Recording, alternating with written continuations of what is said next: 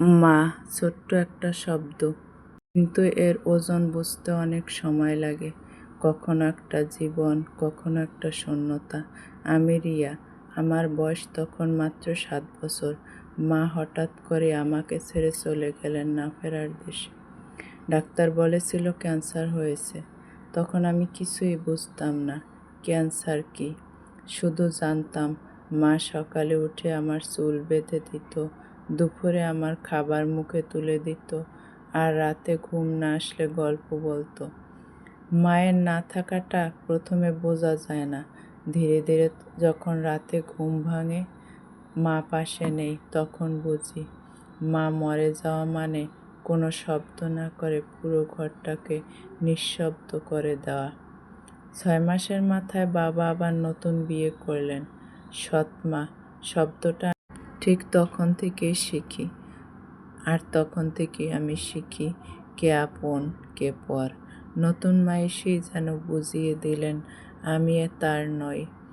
বাবা যখন বাসায় থাকতো তখন আমাকে তার ভালোবাসা দিয়ে ভরিয়ে দিত, শুধু বাবাকে দেখানোর জন্য। তখন রান্নাঘরে ঢুকলেই বলতেন, এসব ছোটদের জায়গা না, যাও পড়তে বসো। কিন্তু আমি জানতাম পড়ার টেবিলেও কারো চোখ নেই, শুধু একা থাকার অনুমতি আছে।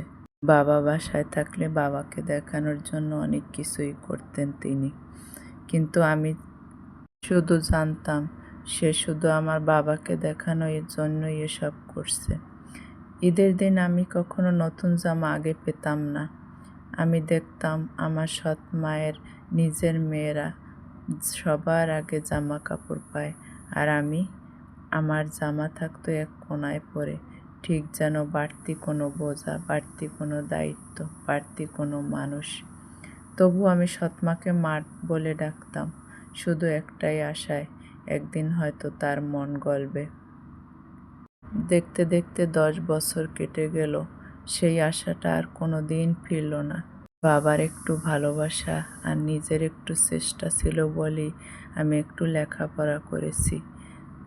এখন আমি বড় হয়েছি, নিজের পায়ে দাঁড়িয়েছি, ছোট্ট একটা চাকরি করি। বাবা আজ অসুস্থ।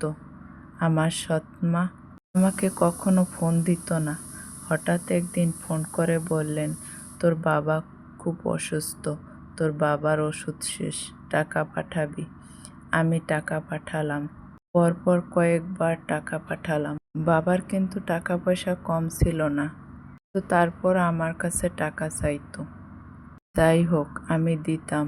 আমার বাবা তো কিন্তু একবারও বলেনি আমার সৎমা তুই কেমন আছিস। কিন্তু মা হারানোর ব্যথাটা প্রতিদিন নতুন করে জাগে, কারণ আমি কখনো মা বলে জড়িয়ে ধরার সেই অনুভূতিটাই পাইনি। মা হয়েও কেউ যদি সত্যিকারের মা হতে পারেন, তাহলে একটা শিশু জীবন বদলে যেতে পারে। কখনো কখনো ভালোবেসেও মা হওয়া যায়, কিন্তু আমার গল্পটা ছিল সেই মাহীন ভালোবাসার গল্প।